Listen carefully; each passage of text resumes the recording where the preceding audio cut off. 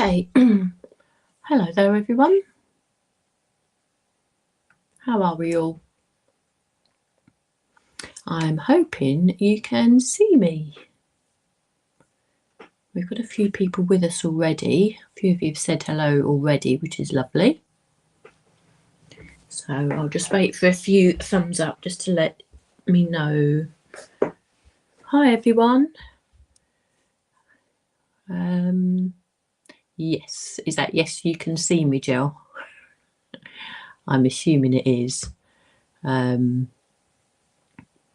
thank you, Jean. Hi, Jean, that's great. Again, keep your fingers crossed for me today. I think I've sorted the gremlins. I don't want to speak too soon and we shan't give them any more airtime just in case, but I'm hoping things have got sorted and the picture's looking okay. So let's hope we're all good. And my microphone is working, is it? You can all hear me by the sounds of it. Can see and hear. Yeah, perfect. That's good. Oh, I just appeared in the corner then. Okie dokie. Let's see who have we got with us. We have Jill. Hi, Jill. Hi, Catherine. Hi, Karen. Oh, hi, Cheryl. How are you? Oh, Cheryl, is it? Oh, what time is it with you, Cheryl? Is it late or is it early? I have got a little app on my phone just to check. Oh, it's just after 9 in the morning, is it, with you, Cheryl? So that's quite a reasonable time, I would say. Hi, Suzanne. Hi, Viv. Hi, Kim. Who else do we have? Hi, Evelyn. Oh, thank you. Loud and clear. That's good to know. Hi, Valerie. We've got thumbs up from Valerie. Perfect. So let's get going then, shall we? Thanks for joining me this afternoon. Today, what I thought I'd do, something a little bit different. I suppose what I've got planned is probably a traditional card making sort of format. It's the sort of format that you would see on like card challenges where they show you the template to use, and it's a sort of template. It's a sort of card you would make when you first start crafting, and it's something that I've really been trying to get myself back to because it's all to do with layering and different textures on the card and whatever, using different materials. So it's something really nice. It's a real traditional type card, I would say. And basically the reason why I wanted to do that is just to show you a few products, just to show you how things can mix and match, use a couple of things that haven't been used in a little while, show you a few techniques, show you how some of the layering dies sort of build as well. So yeah, just have a little bit of fun. It's just a proper crafting session, I would say. So what I wanted to use is the Spring Foliage set that we've got here. Leaves are one of my favourite things, you know, what you go out and see in the garden. I mean, we all love the flowers in the garden, but leaves, I just find them fascinating on the trees. And at the moment, my garden, well, you can't see the grass, I've got huge amounts of leaves everywhere, which Hazel loves to go and rummage around. And actually, I've got a picture from yesterday. She was rummaging in the garden, and she looked up at me. Her coat is so long at the moment. She needs usually to be groomed like every 7 to 8 weeks, but her groomer's been away for about 3 months, so she's looking wild. She really does need to go to hairdressers. Anyway, with her coat being so long, she goes rummaging in the leaves. And she looked up at me yesterday and it was hilarious. She had leaves stuck in her ears, on her little snout, on her beard and her snout. She looked bejeweled. She really did. She looked ever so proud of herself. And with all the leaves being all the different colours, the oranges and the yellows and the browns, because of the time of year, it just tickled me. So I thought it was really quite apt that I'd use this today. Although this is the Spring Foliage, obviously you can colour these to suit whatever time of year you want to craft for. So so this is a really lovely set. Actually, this is a really nice one, and it would be a really good base for a lot of backgrounds for my particular style of card. It's a 5x7 collection, so we have the layering stencils and we have the embossing folder. No dye involved this one, because you can see it's a nice background. So what I thought I'd do, I'd pair them with a couple of the layering dies, the floral layering dies. Now I put all 4 of them on my little invite for Facebook, so I wasn't quite sure at the time which I was going to use, but I've chosen these 2, but there's nothing to say that you can't use the other 2. They can be bought individually, but they were released as a collection. Not, I wouldn't say set, because you say you can buy them individually, but if you want to buy them all as a 4, then you can, but they work really nice as a collection. So I'll show you them all here as well, and you would have seen a couple of reels that Lisa's been doing just recently with these as well. So we have the Anemone, the Echinacea, the Magnolia, and the Fantasy Bloom. So it's a really lovely set. These actual each individual packaging, I suppose, is A6 size. So let me bring in a card. I'm making a 5x7 card today, so it's 5 inches by 7 inches, and you can see oh, actually the packaging is 5x7, so it's one of the smaller packages, but they really do have a lot of dies in them, and if we turn it over you'll be able to see the amount of dies. So I've already done lives, I think, with the Echinacea and the Anemone. I know Cheryl's done a couple of lives and Lisa's done some reels as well. So today what I thought I would focus on are these 2. So the Fantasy Bloom, which you can see here, doubles as a flower, or you can make a butterfly, or even half a butterfly actually if you look at the flower there. But I want to use the foliage from this set and mix it with the Magnolia that we have here. And also, because I'm going to be doing some layering, I've used the nested stitched torn squares. The sentiment will be the happy from the birthday hugs here, and you can see all the information on the side there. I've given you all of the item numbers and the full names of them, so if you wanted to go and search for them on the website you can. And I think what I might do, let me just have a quick look. There is no link to the website here, but Lisa's website is www.lisahoughtoncrafts.co.uk. There should be a link there somewhere. I can't find it just at the moment. Oh dear, it sounds like we have a... Oh, here we are. Let me put the QR code at the top there for the website, so you'll be able to go to the shop. Sounds like we have a delivery, and Hazel is going to go a little bit mad, so I'm just have to apologise for that for a second.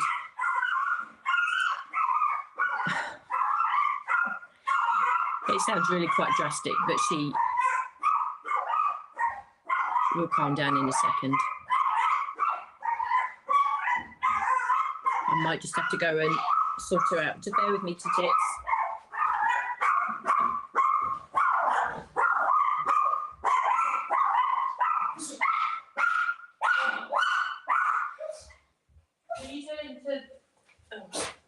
I'll keep her in here. It's all right.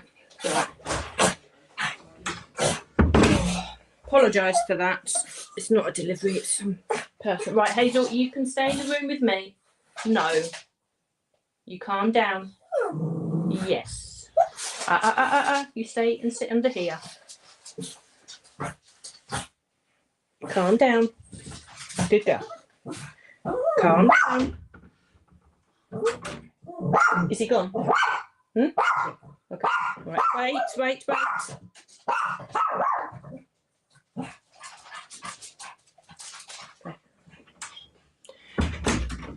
All right, sorry about that intrusion. Oh dear, I might have to put a note on the gate, you know. No visitors between 2 and 3 on a Tuesday and Thursday.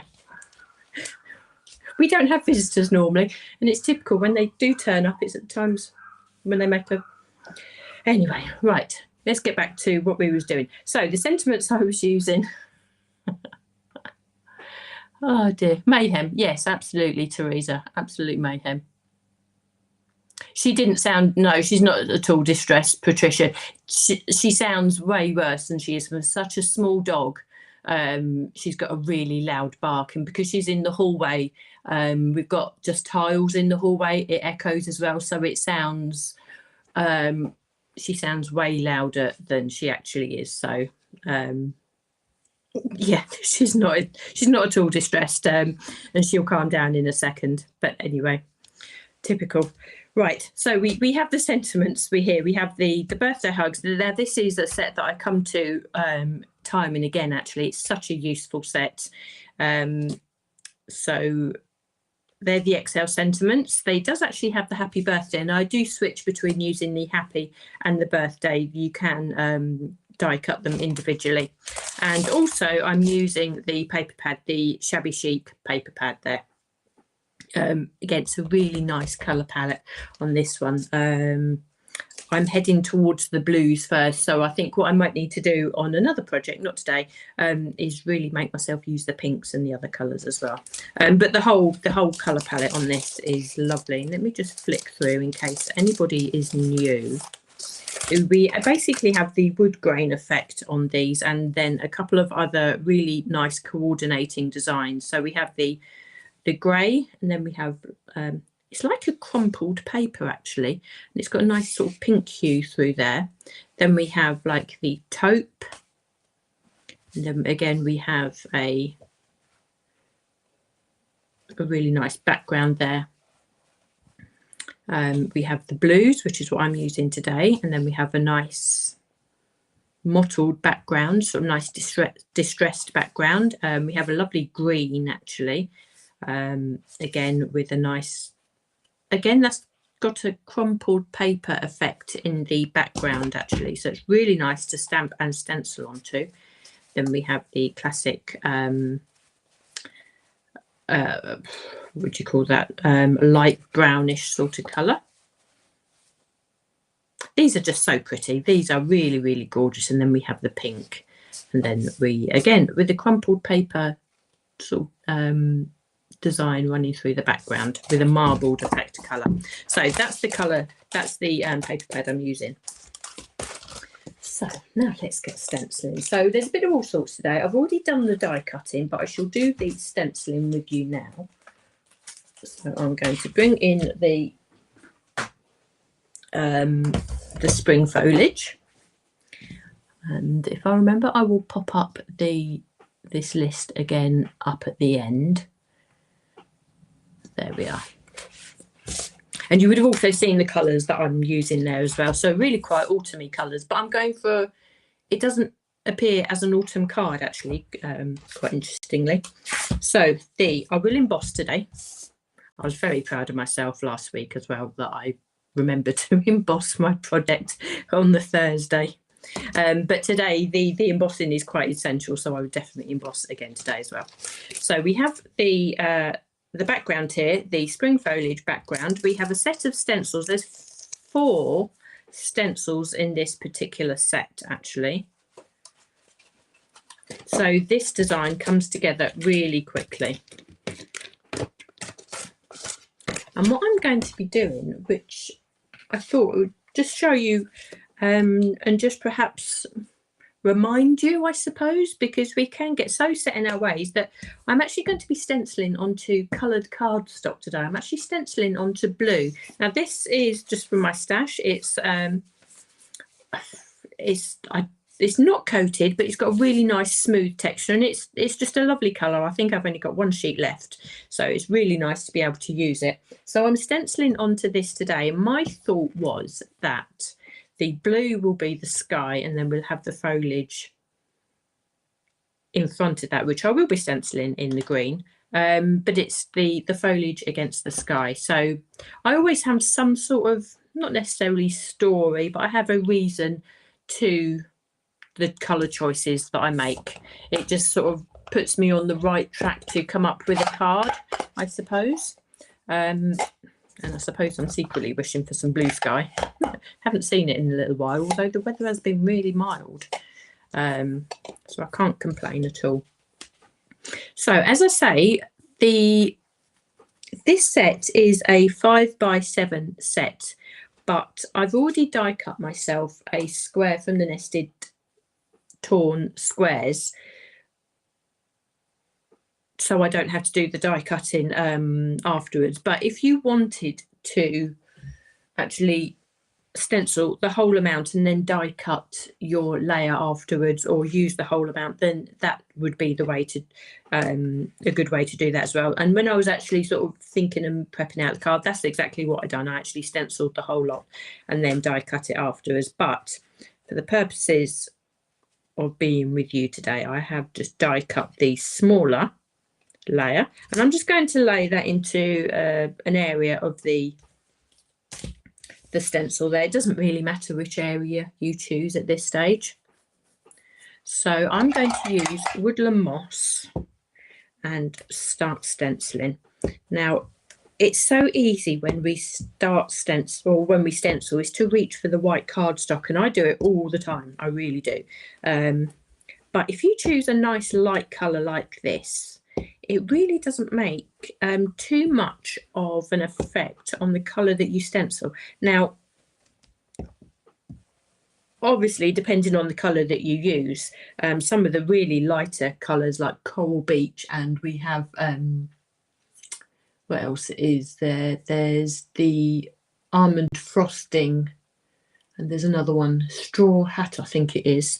They're really pale, so those colours may be altered a little bit by not stenciling onto white, but you just adapt the colours that you use.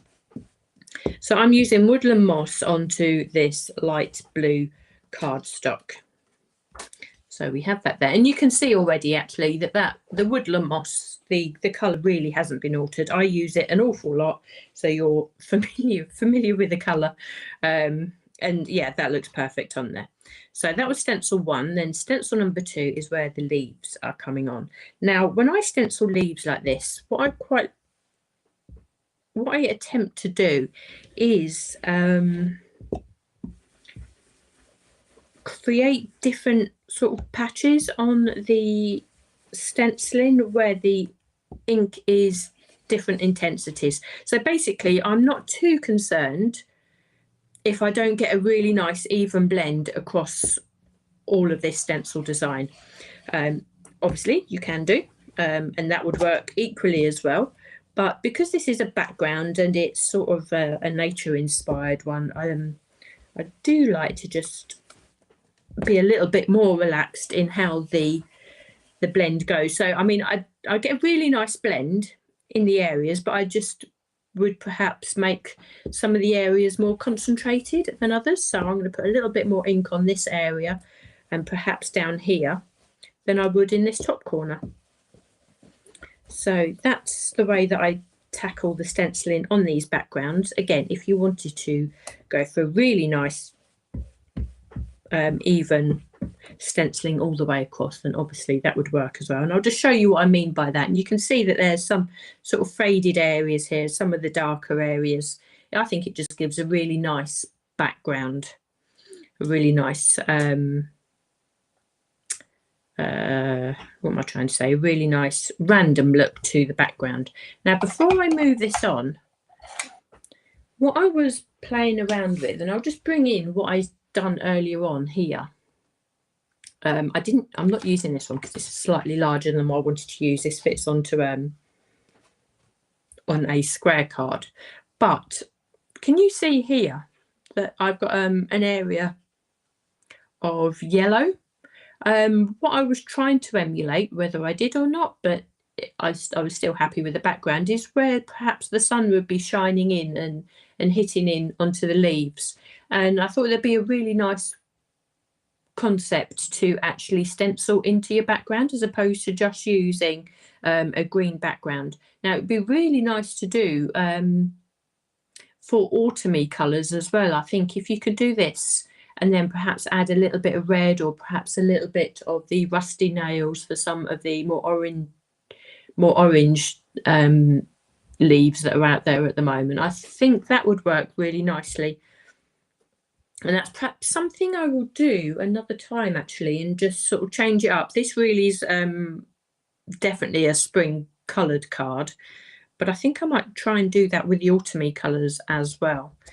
But to do this, let's say what I was doing, I was just sort of playing around with the techniques really. And because I've got this area where I haven't stenciled as much of the green, I'm just going to use this area to stencil onto the yellow.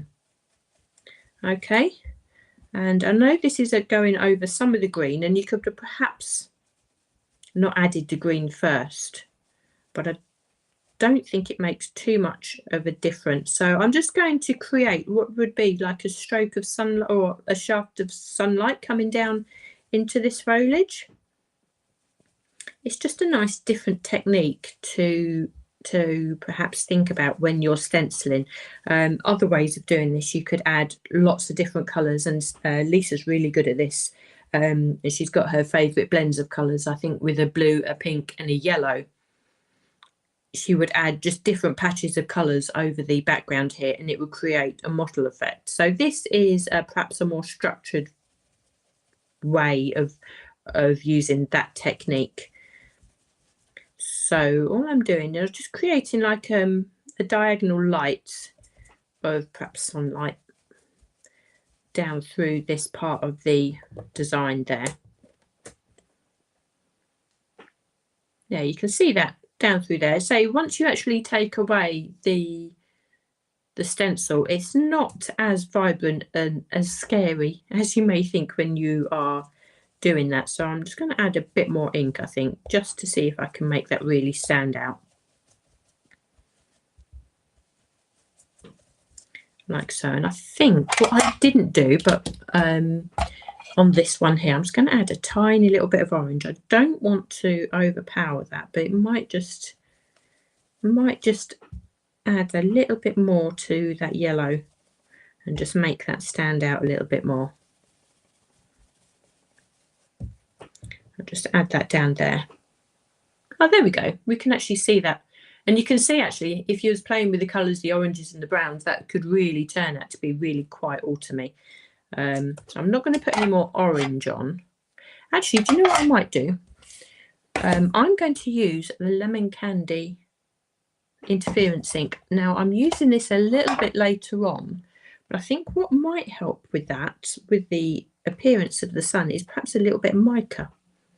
So I'm going to add some of that lemon candy on there and hope that I put enough mica down just for that to glisten. So it'll be like the sun shining through a woodland glade. Okay, so I'm not going to go too mad on that. There we are. hope I can see the mica sitting on there actually. So yeah, that looks really pretty to me. And it's just a really nice way to create a different background, isn't it? So let's continue with the rest of the stencils. We have stencil number 3. So we have some smaller areas of this foliage here, which I think we can afford to go a little bit darker on, just to give that contrast with what we've already stenciled.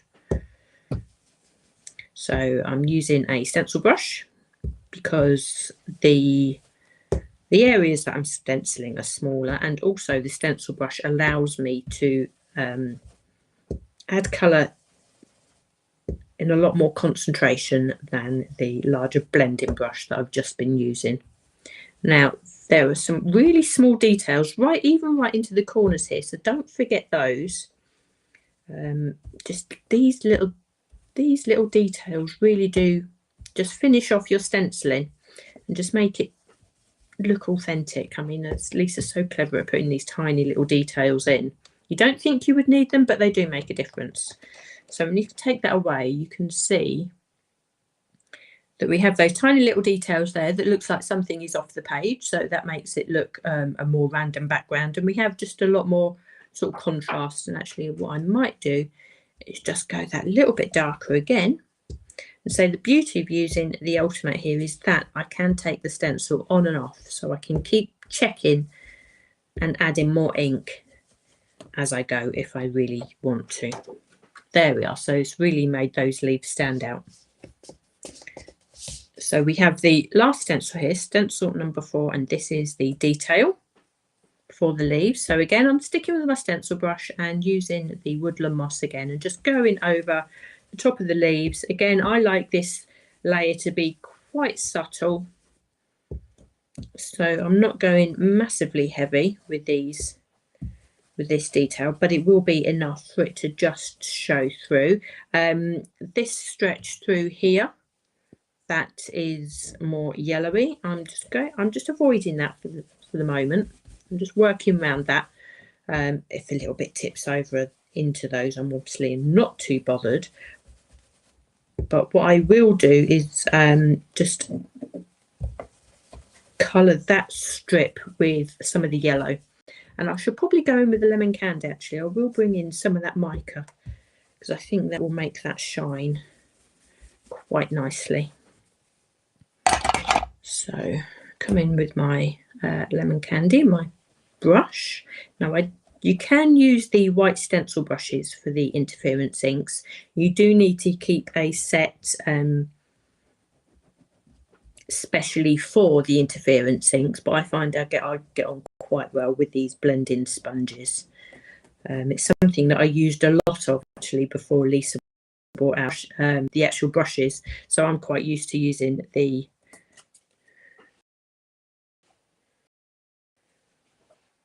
sponges. So I'm just going to add a little bit more, because again, what I want really is that mica to shine through. I think also what would work if we used, thinking about this now, if we done this in an autumn colour palette and then brought in the metallics with bronzes as well. So I might do that at some okay, so that's the bound complete there. So it comes together so quick, especially when you're only still on a small area.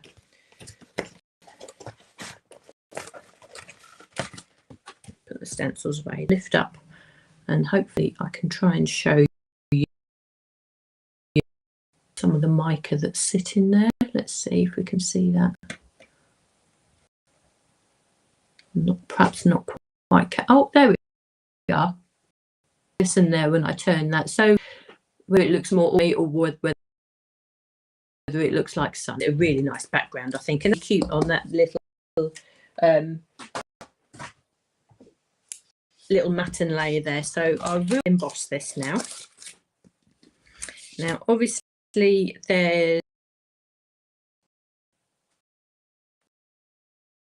only one that I'd layered or positioned my cardstock with my stencils, so that makes it easier for me to find the exact position on the embossing folder. Now, if you're new to embossing and you have perhaps a little bit of trouble just lining up your embossing with the stenciling that you've done, the way that I do it, I don't hold the back of my embossing folder initially. All I'm concentrating on is the front of my embossing folder and my stenciled layer. So this at this stage is just sort of flapping about. I'm not too worried, so that just allows me that dexterity just to position and maneuver my stenciled layer to make sure that it's layered properly and lined up properly within the embossing folder.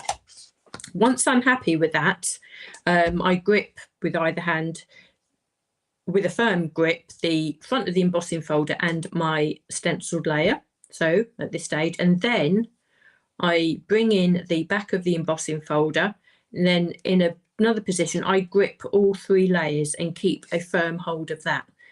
And at any one time now, I'll make sure that I will have a firm grip with one hand on all three layers to make sure that my stenciled layer there doesn't move. So it might be just a nice little tip for you if you do struggle just lining up your stenciling in your folders. So I'm just going to run that through my machine now.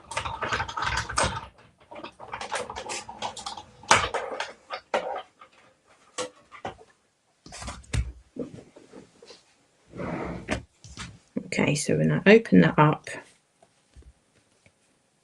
that looks stunning. And actually what I can see now, I can see as it's drying, I can see that that mica is really coming out to the fore now. And you can see if I just layer that, well, hold that against the one that I done earlier on, that mica really has made a big difference actually on those leaves. So, and I've actually lined this one up better than I lined that one up. Not that you can really tell, you'd only really notice it if you look really, really closely.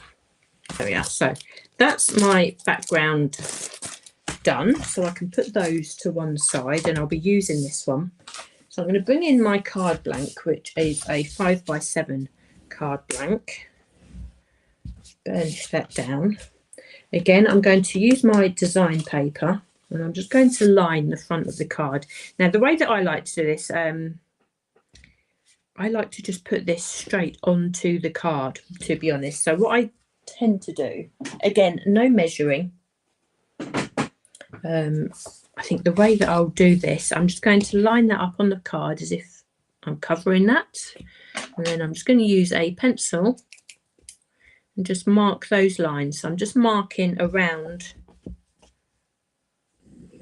the card blank like so. So when I move that away, you can see that I have those cut lines there. So I can bring in my trimmer and just trim that down to size. Now I will keep these bits that I've trimmed off of there because they're actually quite useful sizes to either stamp or die cut sentiments from a little bit later on or for another project.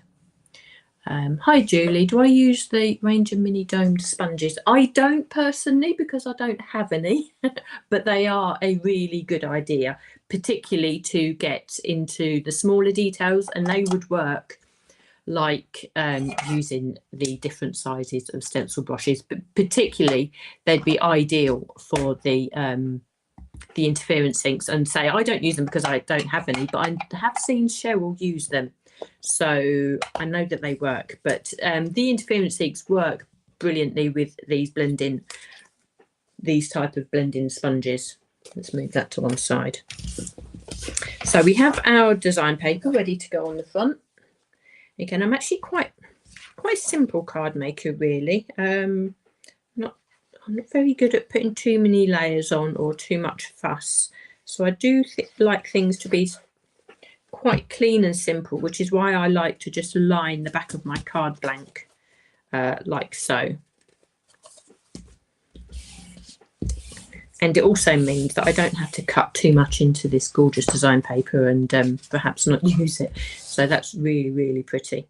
So now I will have that layer sitting on the front there, which in itself with this background looks so nice. I mean, you can, if you wanted to, cut a mat and layer for your stenciled layer there. There would be, let me see, with the nested stitch squares, that's the size that I use to die cut my layer.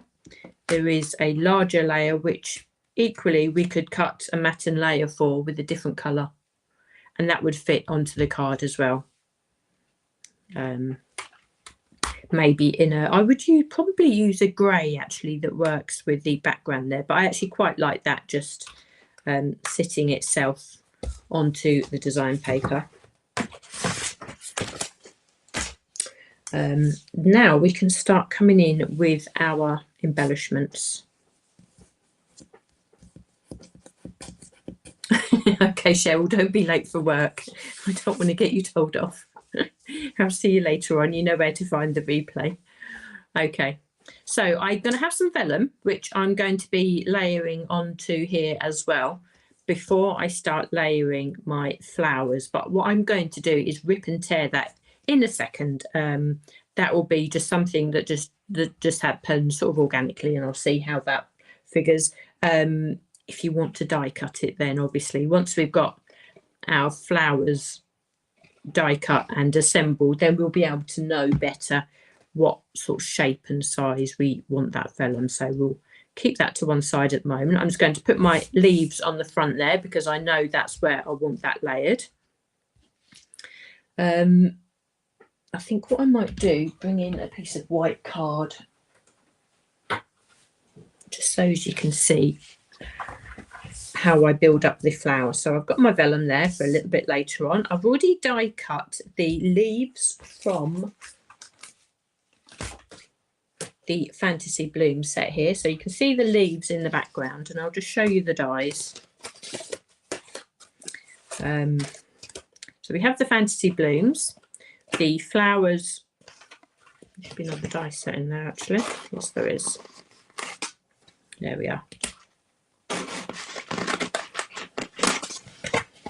Now you can see that I've used these already, and I've already cut lots of different colours of the flowers. So these envelopes and these for these dies are perfect storage sets. Now none of what I've die cut really fits the colour scheme today, but they're sitting in there ready for me to use another time. And now I've got nice colourful confetti everywhere.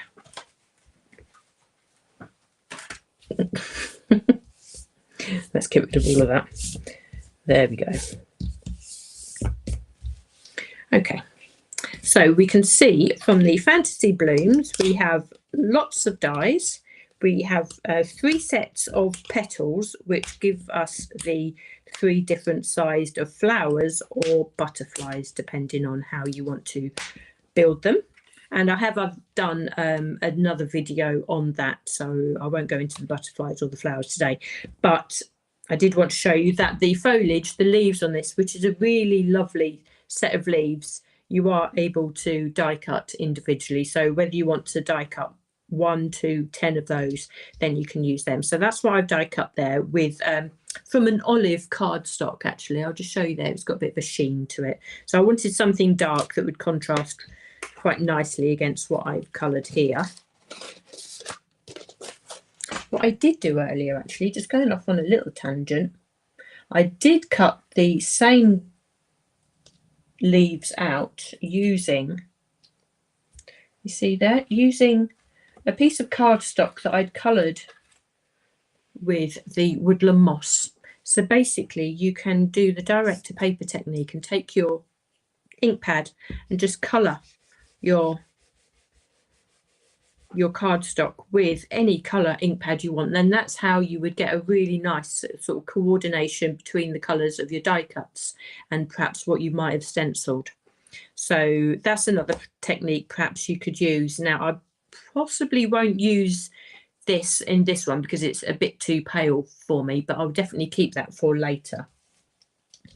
But it's if you want that complete coordination, then you can use your ink pads to colour tint your cardstock.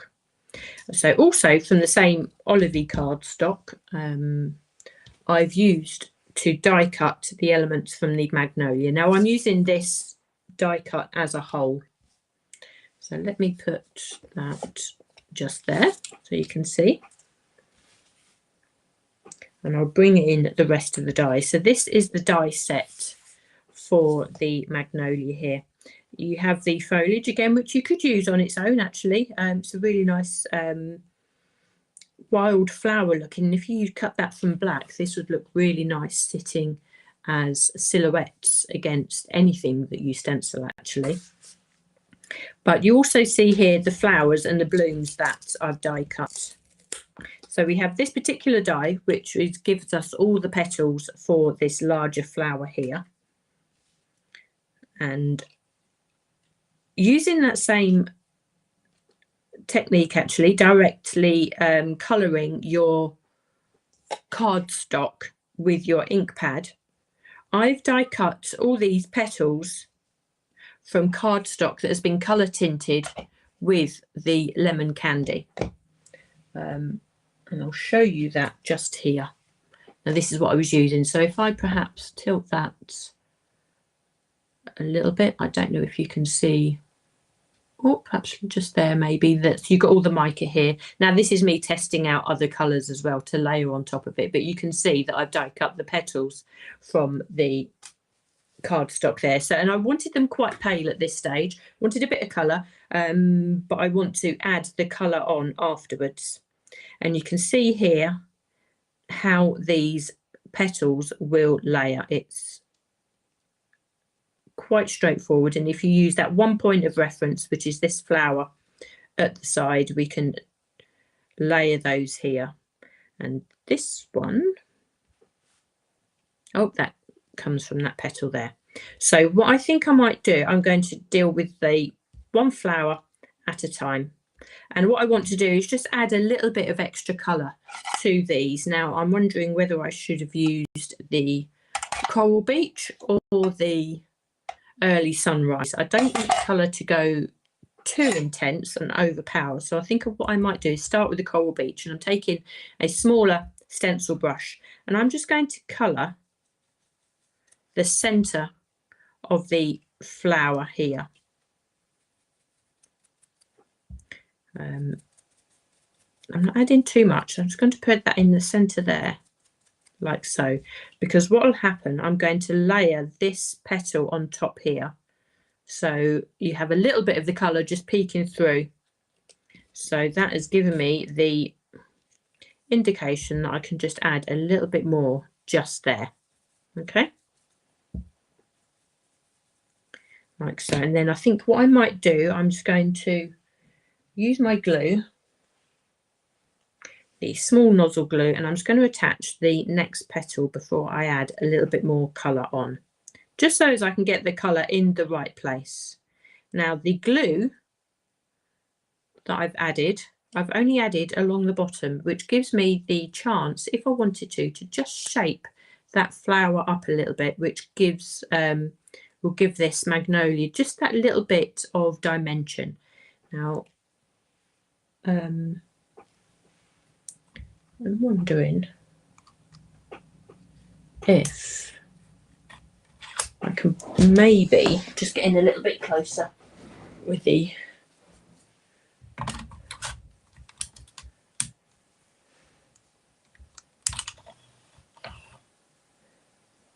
oh, sorry, see my arm there, won't you? If I can just perhaps zoom in a little bit. There we are. There we are. That camera's pretty good. You can see actually just the dimension that we have on that flower.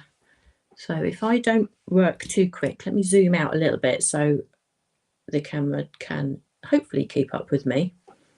You can see what I'm doing here. So I've added my second petal, and I'm now just going to add a little bit more colour just into the centre here, like so, before I add my next petal layer there. Now again, what I'm going to do, I'm just going to put a tiny little bit of glue just at the base of the petal. Now you don't have to do this, you can add as much glue as you want to, but I'm just showing you that when we layer this up, we have got that option to just add a little bit of dimension. Now I like to do this by pinching the layers together and creating that dimension while they're while I'm holding them like this, but you may want to add that dimension before you glue them. That's entirely up to you. We all work in different ways, don't we? So, but you can see what the dimension that we have sitting there. Okay, and then I know that Lisa's glue will hold that nice and tight for me. I can then add a little bit more colour here. And again, if you get familiar with using these dies, you may want to colour tint these before you do the gluing and the sticking. It's entirely up to you. So we all have our different ways of doing this. And I think what I might do, just to finish off, I will just add the colour onto this here. Okay, I can ask for your wooden. Oh, these wooden ones, I actually made them myself years ago. Because I find the ones with the handle, the traditional ones, I think with the black handle, I find them really hard to hold, and they don't, they sort of make my hand cramp. So I had to find a different way of using those blending sponges. So basically I found myself some really nice doweling in a DIY store got myself the Velcro patches to stick on the end, and that's what I use. Oh dear, that's giving me a that's giving you a thumbs down, but it's definitely a thumbs up. Definitely a thumbs up. So yeah, that's how I've found those, or how I created those, the wooden blending sponges. Okay, so we have our dimensional flower there, which yeah, there's 4 layers, so we have quite a lot of dimension. And what we'll do, we'd add that onto the flower in. Oh, you can't see that. We'll add that onto our stems in a second. And we'll go ahead and we'll do the same with the rest of the petals that we have here. So what I've done, I've basically die cut each pair of petals that we have here and just put them alongside, so I know what it is what I'm working with at any one time. So what I can do now, actually I think with the petals, I think I'm not going to colour tint those at this stage, but what I will do, I'm going to use my tweezers and just put these together, to say a little double glue just at the base. Even if you're not creating dimension, I think I would still just put a tiny double glue on at the base, so as not to have any glue sort of ooze out from the side, really, because sometimes I can be a little bit heavy-handed, and I know this glue dries clear, but if you can prevent sort of that glue oozing out from the edge of your little die cuts, I think all the better. So you see I'm putting those together, and they're quite self-explanatory. They're very small and fiddly, but once you actually take each pair of petals and just see how they relate to each other, they actually come together really easily. So the petals do, let me just put that round that way. There we are. Each layer of these petals, and it's the same for each of the die sets, you can see how the layers correspond. You will always have a smaller layer which will sit on top at a particular position on the larger layer. Okay, so die cut them, leave them together, and then just see how those the shapes relate to each other. But you can see I've got those sitting around there. You have a, I don't know, perhaps a diagonal little base to these petals here, which is what really sort of corresponds and gives the clue as to how they layer. So I've just layered those two together like so. It can be a little bit daunting initially, especially when you look at it, but what I would say or encourage you to do is get the dies at home, die cut them first, even if it's just from plain white cardstock, just to get a grip. Just get an idea and just get familiar with the layers, and then just see how they go. And you can see all I'm doing is just colour tinting those, so now they look and correspond to that larger flower. So even with such small layers that we have here, so I'll bring that little layer in, this tiny little strip here really does correspond to that part of the die, and say it's really quite straightforward. Oh, how can I do this without getting my fat fingers in the way? Excuse me. So I just bring my tweezers in. There we go. That makes life easier, doesn't it? So you need just a tiny little dab of glue. Use your tweezers, which are actually a godsend when you're using such small die cuts. And you can layer those together like so. So I have a tiny little bit of glue there. I can just use my ink just to colour that. And I think maybe what I might do on that one, because that's quite pale, I might just come in with a tiny bit of the interference ink and just do the same, just tiny bit of interference ink just to colour tint the top of there, and hopefully that will just impart a little bit of mica onto the top of that as well, which when it dries it will really shine. Actually, you see the mica more as it dries, not necessarily while it's wet. So we have the different components of the magnolia put together there, so now we can start adding these to the flower. So the way that I would say, we have the largest of the cups here, which I would say goes to the largest flower. And the way I'm going to do this, I think I'm going to add the glue to the stem. You can see that there. Actually, that's a pretty good close-up, isn't it? So I'm going to just add that to the flower. I know that this glue dries pretty quick actually, which is ideal. And then we can add the rest of our flowers. Oh, that needs to dry a little bit. There we go. I think what I might do is, how am I going to do this?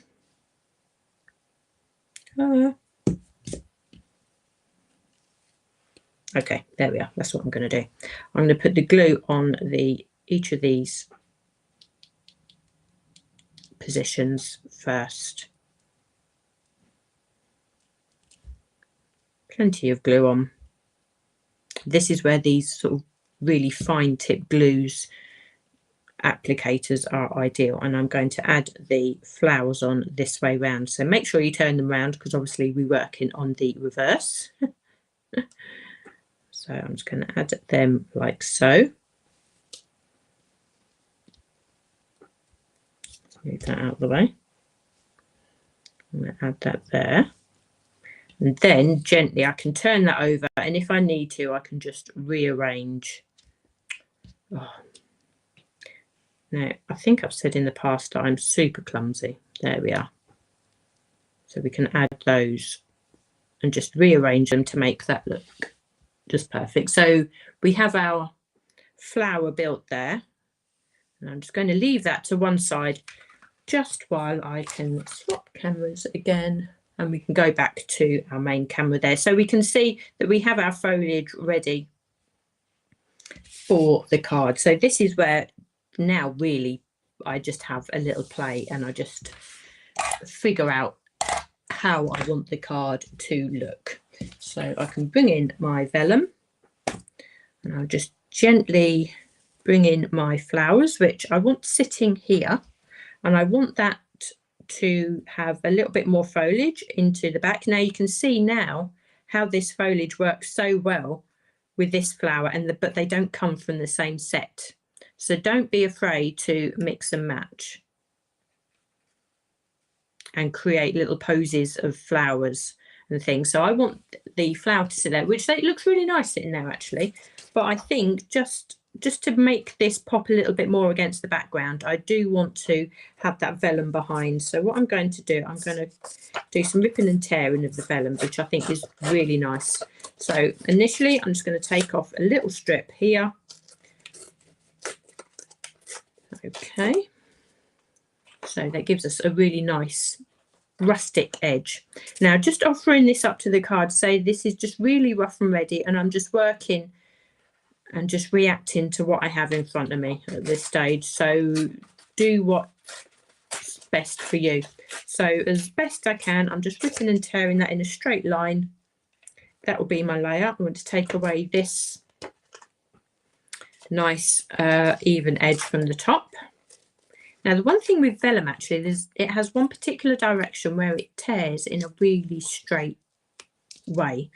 It's quite satisfying actually. So now offering this up here, I can see where my flower ends.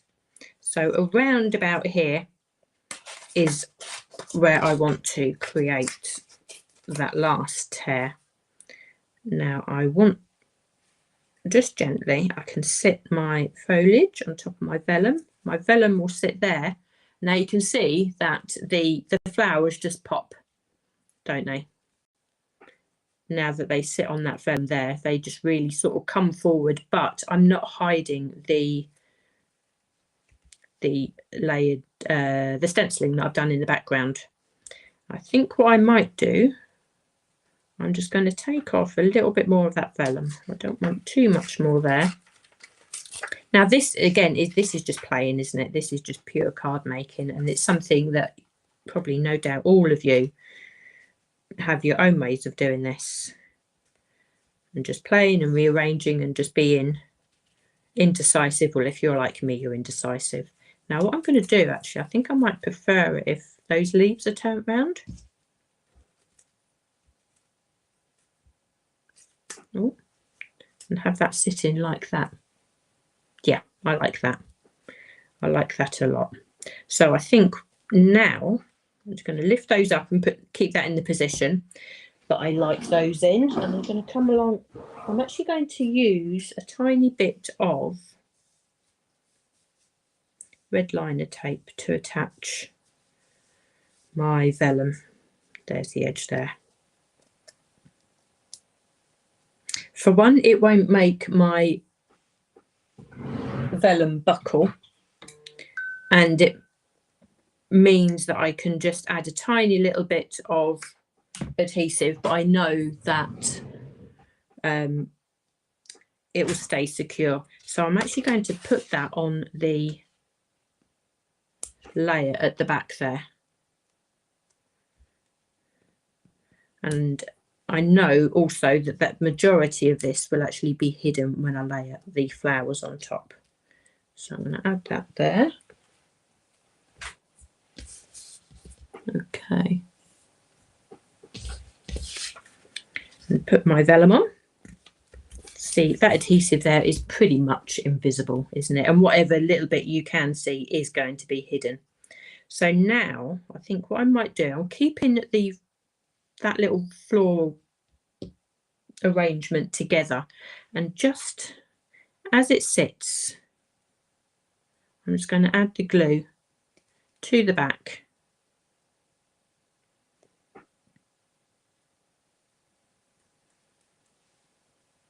Just little dabs as we go along. Okay.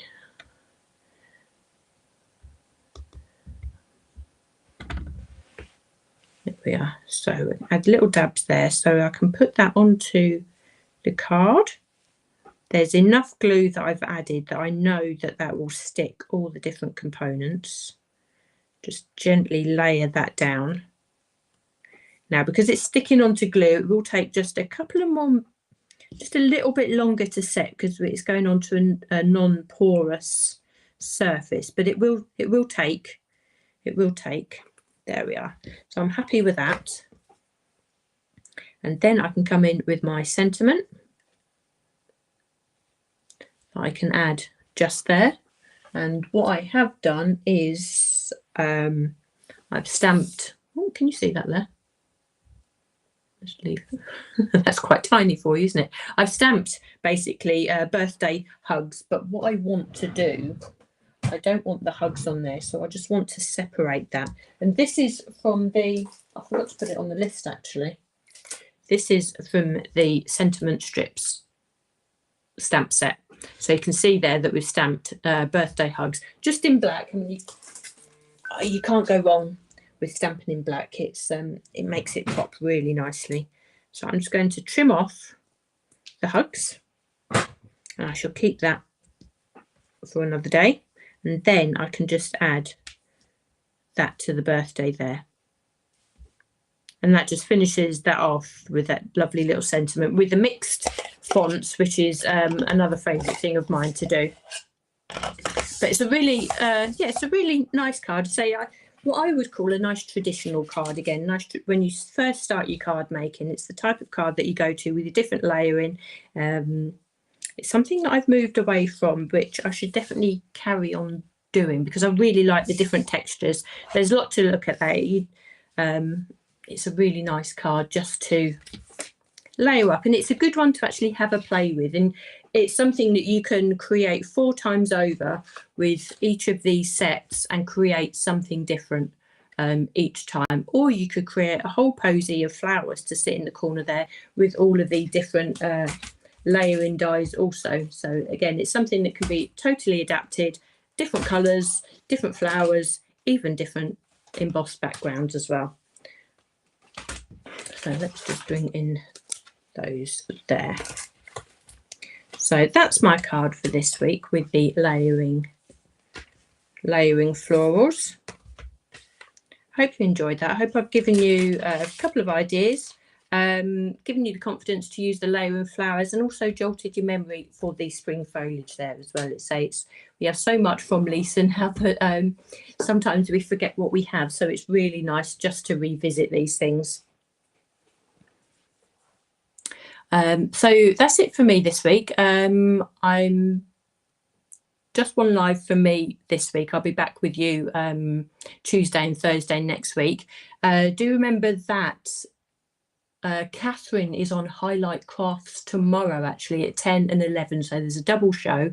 So that'll be really fun to watch. And then Lisa is with you on, I think, Wednesday as well. I think also tomorrow.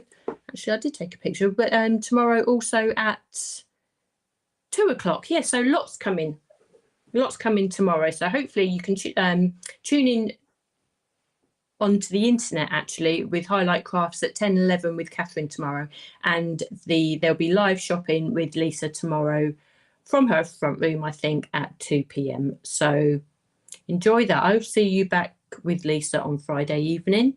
Enjoy the rest of your week, everybody, and I shall see you next week.